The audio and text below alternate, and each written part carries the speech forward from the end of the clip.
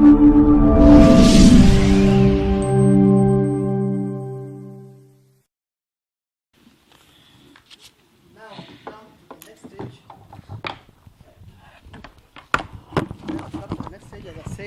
you for coming, honoring us, the Fourth Estate. Now that we've told you where we are and where we are going, we also want to announce that we want to do recruitment. I'm very sure majority of you have seen it in the papers. And we have the officers on my left who are going to participate in the recruitment of these new servicemen, servicewomen in the National Youth Service.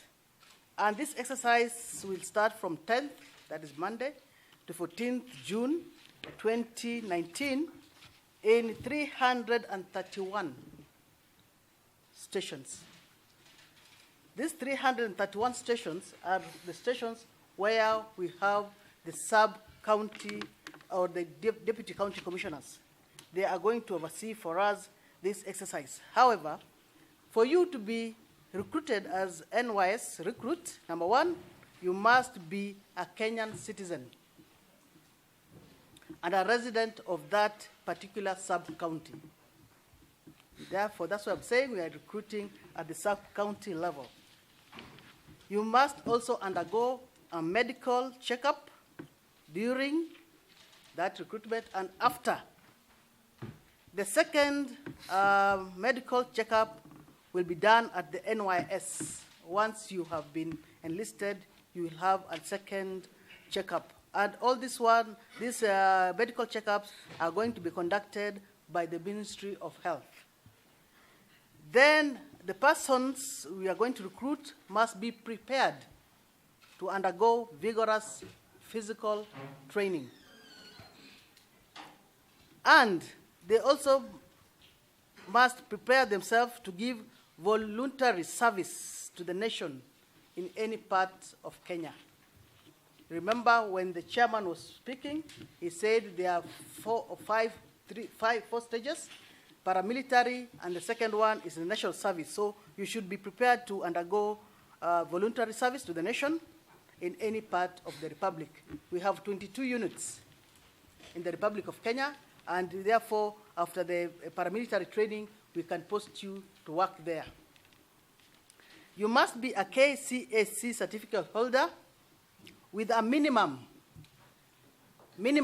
grade of D, plain. You also must produce original national identity card, original academic certificates, and avail one set of the copies of the same, so that when you are availing the originals, we are able to counter-check whether they are genuine or not genuine, and therefore you leave us with your photocopy. You must also have a valid certificate of good conduct. You must be between the ages of 18 to 24 years. Female applicants, and they have to listen to this, female applicants should not be pregnant for obvious reasons. Remember I said you must undergo vigorous physical training. So you don't want those ladies, our good ladies, to lose their babies when they're doing the physical training. And one should not be having a dependent. So those are the rules. The successful candidates will be admitted at the NYS Gilgil and Naivasha for the NYS basic paramilitary training, and we expect the first recruit to report by 26th of June. We are saying that orphans, remember the National Youth Service really takes care of the less privileged of this society, and therefore we are encouraging the orphans who meet these qualifications to come up, and we are going to give them preference. Orphans and those ones from poor families, we are going to give them preference. And therefore, we expect them when they come on that particular day, they will meet our recruiting teams on the ground, and the recruiting teams will be accompanied by the following people so that we are sure of quality control.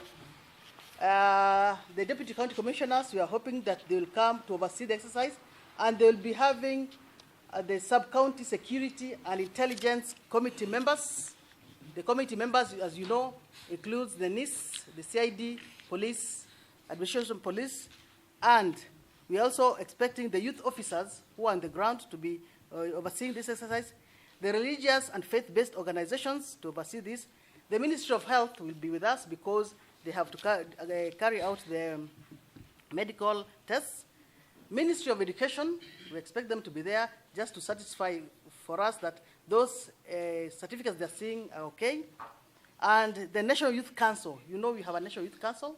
The National Youth Council is spread all over the country. We expect the members to be part and parcel of that, overseeing of the recruitment. And lastly, we also expect the civil society and, of course, the media to be part and parcel of that exercise so that you can oversee what we are doing. And you are saying that the regional and county commissioners will give briefs which will be forwarded to the cabinet secretary. You know the regional commissioners, the county commissioners are the ones who coordinate government business on the ground, and therefore we are also partnering with that ministry to ensure there's fair and transparent manner in terms of recruitment. And we are actually warning that NYS is a corrupt-free area. And therefore, even in recruitment, we expect nobody to give any money. It's free of charge. And anybody asking any money from anybody, we have said, please give us that information through our Twitter account and through the telephone number 020-2400-129. And we are going to take action as appropriate. But we are expecting that any kind of misconduct should be reported on the ground on this team that is going to oversee the exercise. We already had placed these adverts on the print and electronic media. I'm very sure a majority of people have seen. And if they never saw it, we have given letters to the county commissioners so that they can disseminate the same to the village level through the chiefs and assistant chiefs. Thank you. Nafikiria makurutu ambao tunataka kuchukua ni wale ambao tunaweza